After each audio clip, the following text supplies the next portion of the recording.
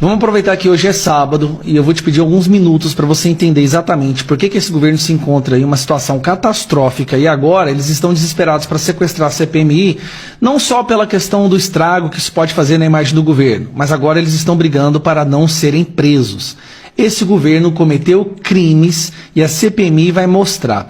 Já ficou escancarado que todas as narrativas que esse governo vem projetando através da imprensa não passa de mentiras. Mas vamos direto ao assunto. Isso vai levar um pouco mais de 5 minutos. Normalmente meus vídeos não levam mais de 5 minutos, mas você vai entender agora por que esse governo está desesperado, ao ponto de que agora já não é uma preocupação de impeachment. Eles estão preocupados em não serem presos.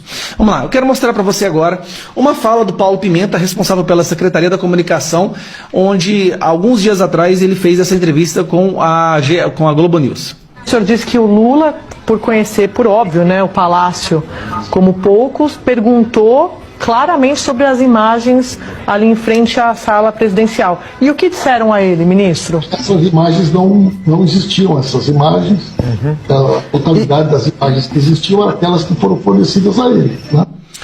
Aqui ele está falando que essas imagens não existiam, tá? O Lula não sabia, o Lula achava que não havia essas imagens. Mas agora eu quero mostrar para você uma entrevista que o Lula deu no dia 18 de janeiro, 10 dias após o ato dos vândalos. Nós temos filmagem, sabe, das câmeras que mostra quem participou, quem não participou. Nós temos filmagem. Então fique bem claro, uma pessoa do governo dizendo que Lula não sabia das filmagens. Aqui está o Lula dizendo que sabia das filmagens. Isso aqui foi 10 dias após os atos de 8 de janeiro. No dia 18, como eu disse. Pouco tempo depois, né, enquanto eles estão usando esses atos do 8 de janeiro para criminalizar a oposição, Lula coloca sigilo. Preste atenção, Lula impõe sigilo em imagens da invasão do Palácio do Planalto. Como que o Lula poderia colocar sigilo em algo que ele achava que não existia? Então, essa pergunta está sem resposta. E, mais uma vez, e aí agora, no depoimento do general Dias, né, o ministro do Lula, ele afirma que encaminhou as imagens para Lula, STF e Polícia Federal. Então, preste atenção. Ele disse que encaminhou as imagens para Lula, STF e Polícia Federal. Só que aqui nós temos um documento do ministro Alexandre de Moraes, onde ele está pedindo a quebra do sigilo. Olha, determina a quebra do sigilo da divulgação das imagens do dia 8 no Circuito Interno de Segurança Pública. E pediu para que essas imagens fossem enviadas para ele. Bom, dá para parecer que as imagens não haviam sido enviadas para o STF. Tanto é que aqui ele pede, ó, o ministro interino do GC envie cópia integral da sindicância instaurada, a Polícia Federal realize depoimento de todos os servidores do GC. Aí, o que nós entendemos aqui? Que foi determinado que essas imagens fossem enviadas, elas não foram enviadas e na verdade foram colocadas sob sigilo. Tanto é que o Alexandre de Moraes, o ministro Alexandre de Moraes, está dizendo aqui, ó, que é para que determinam a quebra de sigilo. Até aí tudo bem? Então agora nós vamos para a próxima parte, que é essa daqui, ó. Ex-chefe da GSI do Lula diz à Polícia Federal que houve um apagão geral no 8 de janeiro. Ele deu um depoimento durante 5 horas. E durante essas 5 horas ele falou que eu fiz o seguinte, eu peguei o depoimento e separei as melhores partes para você dar uma olhada. Então, eu vou fazer uma troca agora, que eu queria que você me acompanhasse, porque... Cadê? Aqui. Deixa eu colocar do tamanho certo, para você entender o que é que eu estou falando. Vamos lá. Esse aqui é o documento em questão. Eu peguei o depoimento, ó, a CNN teve acesso à íntegra do depoimento. Olha o que o general disse. Vou até aumentar um pouquinho, para ficar maior. Vamos lá. Ele diz o seguinte, que isso já estava sendo tratado pela equipe de transição e essa era uma das pautas da preocupação da equipe de transição. Qual era uma das dúvidas, né, das preocupações? Sobre as manifestações antidemocráticas. Estava sendo tratada pela equipe de transição. Continuando.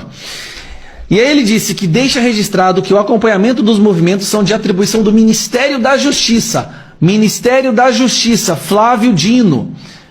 Secretaria de Segurança Pública e Ministério da Defesa, que é o Múcio. Quem estava responsável era o Flávio Dino. Mais uma vez, o Flávio Dino era responsável pelo acompanhamento daqueles atos e dos relatórios que estavam sendo enviados pelas instituições de inteligência. Mais aqui embaixo, olha só. que não tem conhecimento a respeito de ações radicais que ocorreriam em manifestações na cidade de Brasília entre 6 e 8 de janeiro. Porém, a ABIN já falou que havia enviado relatórios para todos os institutos, todas as áreas do Estado, avisando que haveria essas invasões. Houve relatórios falando isso, mas aqui nós temos o ministro da GSI dizendo que não recebeu. E aí vem uma parte que me chamou a atenção, que respondeu achar absurdo, aqui, ó, não ser convidado para participação da reunião da SSP, Secretaria de Segurança Pública do DF, onde foi delimitado no Plano de Ações Integradas as atribuições das instituições de Estado. Ele achou um absurdo porque ele não foi convidado. Por que o GSI não foi convidado? Que o GSI sempre é convidado a participar, inclusive participou da reunião de elaboração da PAI referente à posse presidencial. Que é indagado se recebeu informações da inteligência da ABIN a respeito do aumento do fluxo de ônibus e a chegada de pessoas após 6 de janeiro, informou que não recebeu qualquer relatório de inteligência. Bom, a ABIN disse que enviou. A ABIN já soltou nota falando que enviou todos, enviou relatório para todo mundo. E aqui nós temos o ministro do Lula dizendo que não recebeu. E culpando o Flávio Dino, para piorar, né? E aqui embaixo, cadê? Aqui. Que tem conhecimento, aqui chamou atenção uma coisa, galera. Ele falou que tem conhecimento que o Palácio foi invadido às 15h41 e que ele chegou no Palácio do Planalto por volta de 2h50. Pera aí, nós temos aqui ele dizendo que chegou no Palácio do Planalto às 2h50, que o Palácio foi invadido quase que 1 hora depois, mas logo aqui embaixo ele fala que é possível o declarante ter entrado no Palácio do Planalto às 16. Espera aí. Aqui em cima ele fala que chegou às 2h50. E aqui embaixo ele fala que chegou às 16. Olha a contradição no horário. Primeiro porque ele chegou quase 1 hora antes das invasões. E aqui depois ele fala que chegou lá só às 16. Não, peraí, não faz sentido. Algo muito errado, ele tá escondendo alguma coisa. Que todas as pessoas que aparecem nos vídeos do terceiro piso já foram identificadas e os nomes encaminhados pelo atual ministro interino do GSI ao ministro do STF, Alexandre de Moraes. Espera aí. Não enviaram os vídeos, mas enviaram os nomes das pessoas. Tanto é que o ministro Alexandre de Moraes teve que... Cadê? Tanto é que o ministro Alexandre de Moraes teve que quebrar o sigilo e pedir para que todas essas informações fossem enviadas para ele. Gente, tem alguma coisa muito errada acontecendo. E aqui no final, que indagado se o declarante entende se houve apagão da inteligência, respondeu que acredita que houve um apagão geral do sistema pela falta de informações para a tomada de decisões. Só que as informações foram enviadas para o Ministério da Justiça, que é o Flávio Dino, e que não foram repassadas. Você está entendendo a gravidade? O crime que esse governo cometeu? Que todas as filmagens da Câmara de Segurança do Palácio do Planalto no dia 8 de janeiro foram fornecidas integramente às instituições de Estado, sem omissão de possíveis filmagens. Ele alega que enviou, vamos lembrar, ele alega que enviou para o STF, mas agora nós temos o STF pedindo. Aparentemente não foram enviadas. Ou, às vezes, ele passou para o Ministério da Justiça para que o Ministério da Justiça enviasse e o Ministério da Justiça não enviou. A gente só tem conhecimento disso porque as imagens foram vazadas. Esse governo, ele não está correndo risco de sofrer um impeachment. Ele está correndo risco de serem presos. Presos por terem acobertado, fomentado, facilitado, produzido aqueles atos de vandalismo dentro dos prédios públicos no 8 de janeiro. O medo desse meliante, cadê o meliante? O medo desse meliante que você está vendo aqui, ó, é justamente porque ele está correndo risco de ser preso de novo. Foi colocado na cena do crime e mais crimes voltaram a acontecer.